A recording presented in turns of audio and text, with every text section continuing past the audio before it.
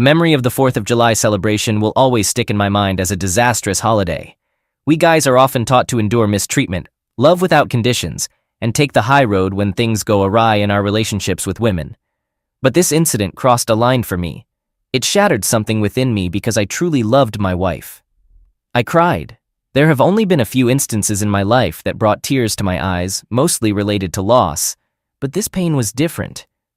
Let's dive into the story, although I apologize if I don't follow the usual narrative structure. This is more of a therapeutic outlet for me, and healing takes time. I've been married to my wife for 4 years now. We're still relatively new to marriage, but we dated for 2 years before tying the knot. Our relationship appeared strong with no signs of trouble. Our love was genuine, and we'd built a foundation of trust during our courtship. I'm 30 years old, and she's 26. The incident that brought my wife's cheating to light occurred on July 4th during a party organized by my wife's friend. Let me give you a bit of context before delving into the incident itself. About a week before July 4th, my wife had mentioned that her close friend wanted us to join her July 4th celebration. We usually have a reliable babysitter for our 3-year-old, and we usually inform the sitter in advance about our babysitting needs. Leading up to this specific 4th of July event, my wife informed me that she had contacted the babysitter, who mentioned her schedule would be packed and she couldn't make it. I was a bit disappointed because spending time with my wife had become rarer since we had our baby. My wife expressed her strong desire to attend the event and suggested that I stay home with our child while she goes to her friend's party. I wanted her to have fun, so I agreed and said I'd take care of our child at home. Now here's the twist. My wife knew I wasn't exactly a big fan of her friend.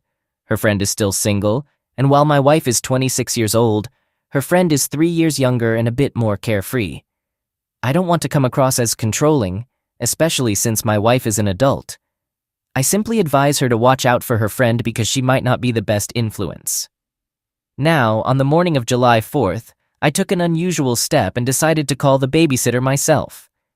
Normally, my wife handles these arrangements, and I had to find the sitter's number on my wife's phone. My thinking was that if I offered the babysitter a higher hourly rate, she might change her mind and agree to take care of my child that evening. If it works out, I plan to surprise my wife and let her know we could go to the event together after all. I wanted to share the news with her once I had the babysitter situation sorted out and enjoy the satisfaction of pulling off a last-minute miracle. Things started to unravel when I called the babysitter and asked her to reconsider sitting for my son that evening, even though she had initially declined. She appeared surprised when I used the word reconsider and told me it was the first time I had asked her about that day. Her surprise caught me off guard too, and I inquired if she remembered my wife calling her to arrange the evening a week earlier. She confirmed she hadn't received any call from my wife. I quickly improvised and told her that my wife had actually called a family member instead. That's when it became clear to me that my wife had lied for some reason, although I couldn't figure out why. It was definitely a cause for concern. I arranged for the sitter to come to our house at 10 p.m., and my wife mentioned she would be leaving around 8 p.m. for the event. Before ending the call with the sitter, I made sure to tell her not to inform my wife about her coming over. I explained that I wanted to surprise my wife and keep the outing I had planned a secret. I almost stumbled over my words when the sitter reminded me that I had mentioned my wife's earlier attempt to secure the date and time. I managed to cover it up by saying that we both thought the date night might have been canceled, but since she was on board, it would still be a nice surprise. As scheduled, my wife left around 8 p.m. I waited patiently for the sitter, who arrived on time. Once she was there, I headed to the party my wife had mentioned. Honestly, I had a suspicion that she might not show up and go somewhere else instead. But to my surprise, she was indeed at the party. Her friend greeted me as I arrived.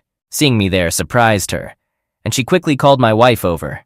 It's an understatement to say she was just shocked. Her reaction was more like utter disbelief. It had only been around 3 hours since my wife left home, but she already seemed quite intoxicated. Her eyes were bloodshot, and her reception towards me was chilly.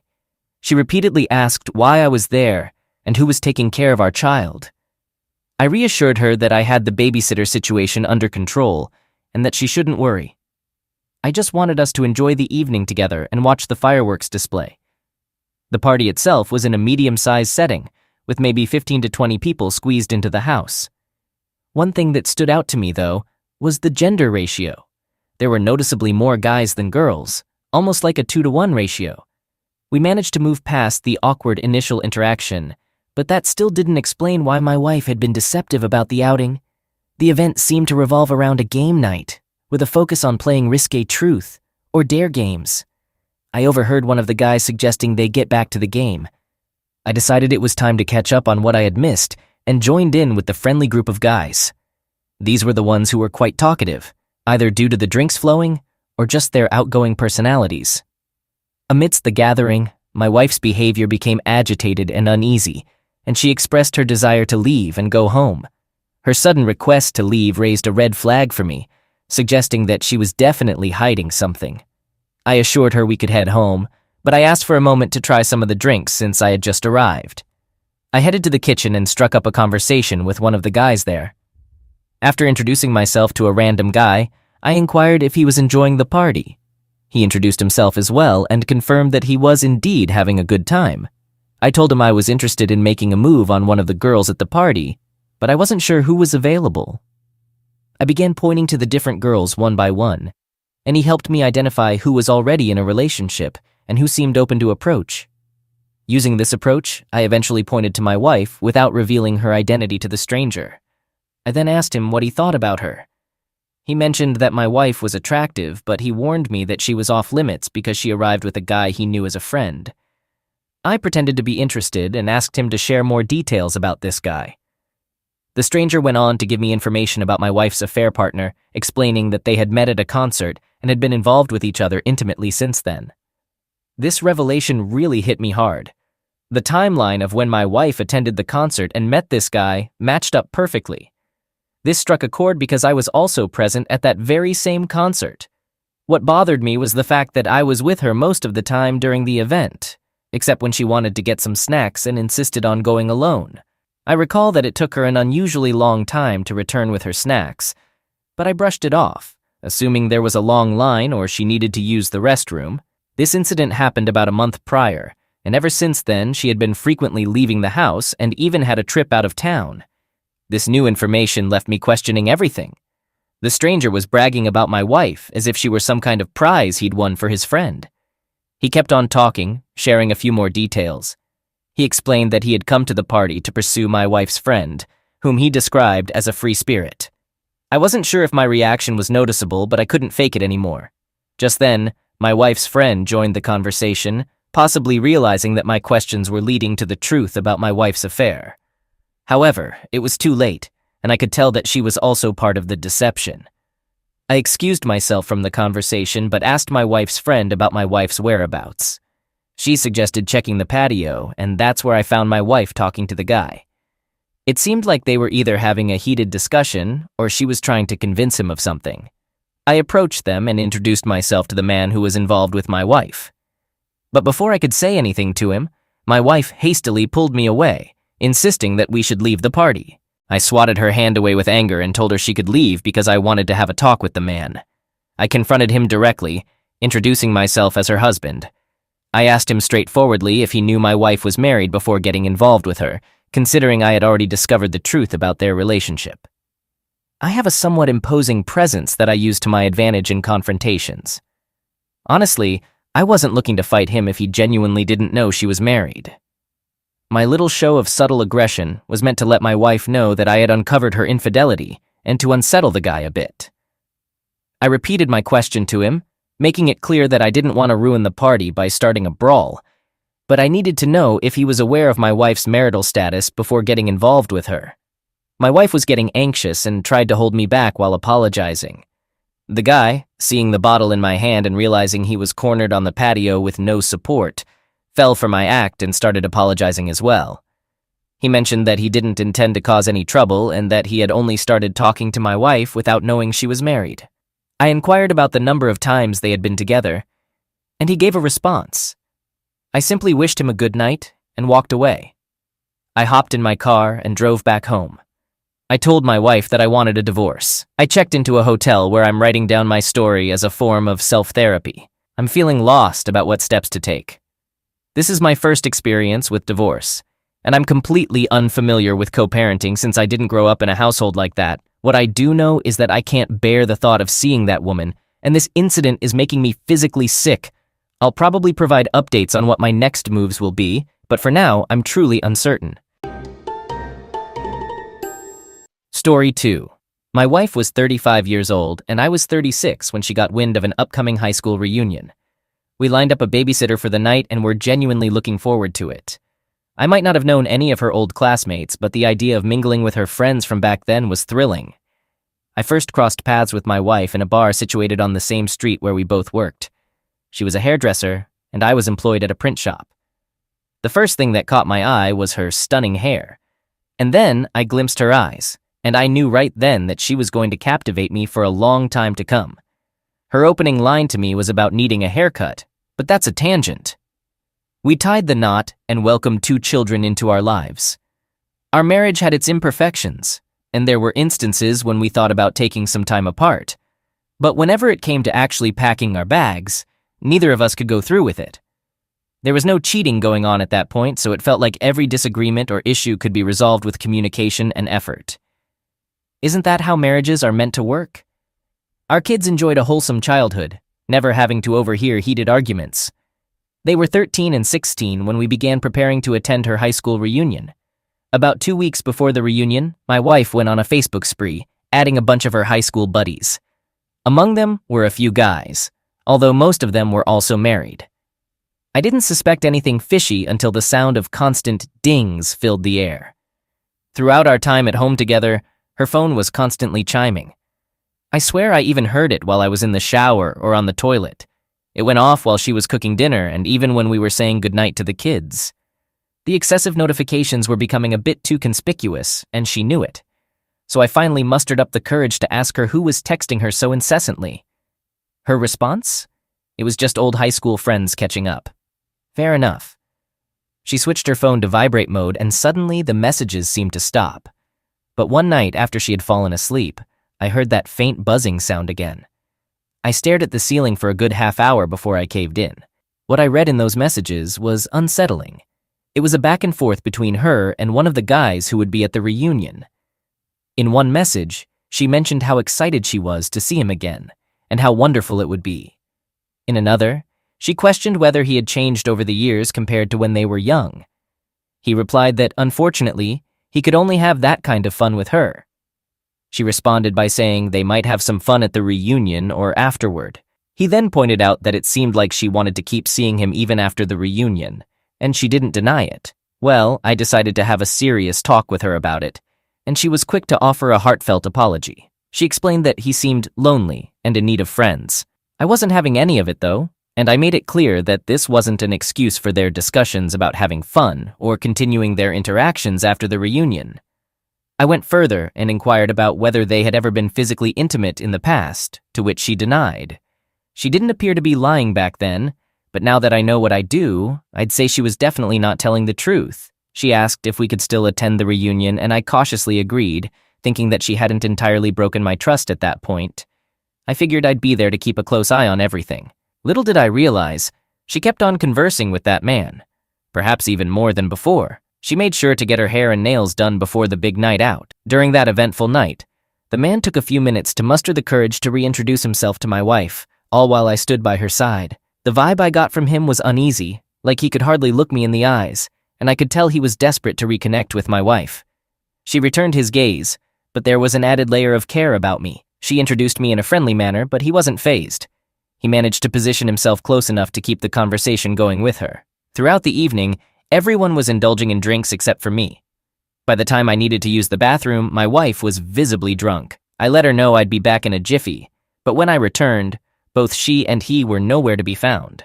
I looked around and asked one of the women from the reunion where they had gone. She mentioned they had stepped outside for a cigarette. Now, my wife wasn't a smoker, but I speculated that she might have gone out to keep him company. I stepped outside, scanning the area, but they were nowhere in sight.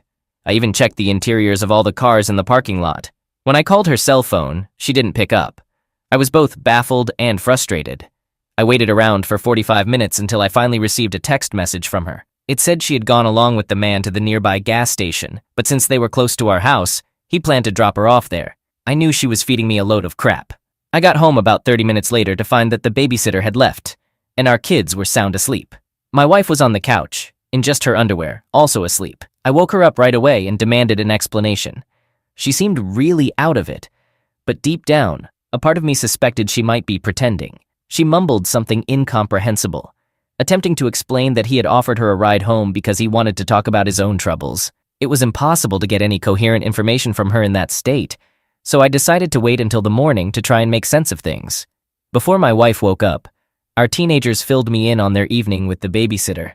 I could barely concentrate, but it was a relief that they were already asleep when she got home, so they didn't witness anything unusual. Once my wife was awake, I wasted no time and questioned her about the events. She griped about her fuzzy memory and expressed strong regret for leaving me there and for getting so intoxicated. Really sorry. After a few hours, she had an emotional breakdown and confessed that she had remembered what actually transpired. It seemed like she somehow sensed that I would discover the truth. She disclosed that he had asked her to step outside and talk, and she agreed. He suggested they get into his car because it was chilly, and she didn't perceive any harm in that. Then she revealed that he had coerced her into kissing and having closeness. Tears streamed down her face, though I suspected it was more due to being caught. I insisted on checking her phone, and she hesitated and tried to make excuses. I snatched the phone from her and retreated to the bathroom to examine it, and guess what? She had found the time to message the man and admit that their actions were a mistake. But even before that, messages from days before the reunion showed they had plotted to sneak away at some point, engage in physical activity, and even contemplated the possibility of her spending the night at his place. This was the final straw. Our marriage had reached its end. As I swung open the bathroom door, she stood there, pale as a ghost, staring at me like her entire existence was on the line. I let her know in no uncertain terms that it was over, that I couldn't continue with her after finding out about her calculated betrayal. Her tears flowed, and she begged for my forgiveness in a barely audible voice. I reminded her that even though she was intoxicated when it happened, she had planned this affair in advance. She had chosen to shatter the trust we had built over all those years. My resolve to shield her as my wife crumbled because she had willingly let another man into our life. I didn't think she could feel any lower, but my words managed to drag her further down. She curled up into a ball, her sobs echoing through the room, while I went about doing her a few favors. I arranged for the kids to spend the night at their friend's place, hoping to shield them from the traumatic events. I collected as many of my wife's belongings as I could, neatly packing them away. I called her parents and explained the situation, suggesting they come and take their daughter back home. And they did just that. Despite her resistance or inability, I helped her into their car, along with her belongings. Her parents attempted to apologize and engage in conversation, but I barely acknowledged them, offering nothing more than a greeting and farewell. My wife made a few attempts to step out of the car, but they warned her that if she didn't leave with them right then, they wouldn't provide her a place to stay until she found an alternative arrangement. The weight of their words sent her into a daze. She understood that her life as she knew it had come crashing down. She remained motionless, resembling a statue, as they drove her away. During the divorce and custody hearings, she kept her tears as quiet as she could. Our teenagers opted to live with me, staying in the same house and going to the same school. To her credit, she owned up to her mistakes and tried her best to co-parent with me. Now that several years have gone by, we're at a point where we can at least be friendly. I'm grateful every day that I didn't force myself to stay with her and attempt to mend things. It could have been a lot more painful for me, and probably easier for her. She made her choices, and I willingly followed a different path. She struggled with it at every step, but perhaps that's what she deserved. Despite moving out multiple times, she's still living with her parents, unable to find stability since this all unfolded. I, on the other hand, got remarried about a year ago, and my new wife is remarkable and trustworthy so far. Sharing my experience is important to give hope to others grappling with their own harrowing life changes. My child's mother betrayed me by having an affair with my best friend. Back when we were just dating, I had no clue that she was meeting up with my best friend at 5 in the morning to hit the gym. After my work shifts in the afternoon, my friend and I would work out together. Interestingly, she would sometimes show up there unexpectedly and focus on me, barely acknowledging my friend. Whenever we hung out with friends at restaurants or bars, she'd shower me with attention and affection in front of everyone, sticking close to me. However, if I got up to order a drink or use the restroom, I'd return to find them deep in conversation, and they'd immediately change their behavior when I approached. Since my sister accused me of dominating conversations, I figured I was being overbearing and not giving them space to talk. So whenever I noticed this, I simply trusted them both completely. They both shared an interest in astrology and were thrilled that their zodiac signs matched as Virgos. Eventually, I grew uncomfortable with the direction the relationship was taking, so I decided to end it. She was persistent about us getting back together, putting in a lot of effort. She'd come over to my apartment after my work shifts, trying to seduce me. She'd be dressed in sexy lingerie and wouldn't leave until she satisfied me. However, things took a strange turn with my friends. My best friend started avoiding hanging out, and I noticed the rest of the group excluding me from their plans. I asked my buddy what was going on, why I wasn't being invited anymore, and he'd say it was all last-minute planning and they assumed I'd be busy. Later on, another friend revealed that he would tell the group he wanted to invite me, but then tell them I was too busy to join. He never reached out to me. Instead, he contacted my ex and invited her. She was excited to go drinking and clubbing with the group, and him every time. My best friend excluded me from events so he could invite my ex as his date in the group. Despite all the ongoing drama for months, she's putting in a lot of effort to get us to date again, doing all she can, and he's just enjoying the ride for now. I'll admit I'm not the strongest guy, and despite all the headaches she brought, I'd still fall for her visits because I knew she was up for some fun. Eventually, I wisened up and realized her constant presence was just giving me temporary satisfaction while preventing me from meeting new girls. I took a trip out of town for a few months to break the toxic cycle, but after a whole summer, I figured out that I genuinely enjoyed her company and should be open to compromises. We had been together for 2.5 years, so we already knew each other well. After months of not talking, I approached her and asked if we could start anew. She was really upset, somehow knowing that I had been dating someone else while we were broken up. I had no idea how she found out. At this point, I still didn't know that she and my best friend were hanging out the whole time. I made sure to keep my personal matters private to avoid disrupting my life in case this new attempt didn't work out. However, she oddly guessed many things about me with surprising accuracy. I was eventually compelled to admit, yeah, that actually happened.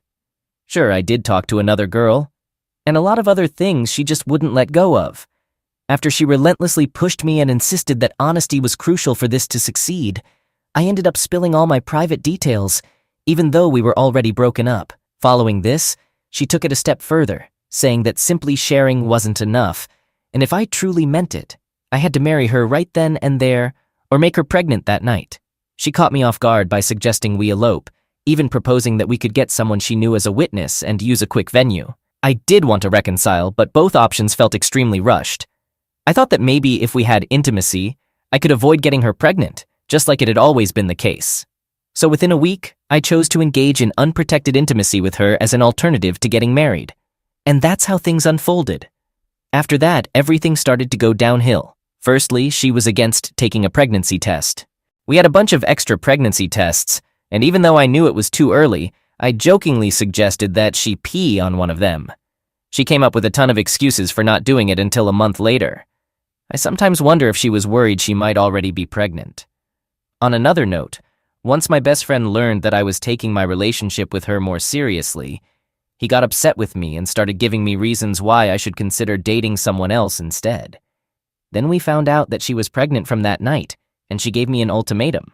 But overall, things seemed good, and I was happy with how they were going. However, her sisters started asking me strange questions like, "Why are you so nice to her?" And "Why are you still with her?" Her family seemed surprised that I was continuing to date her. That's when I started noticing red flags.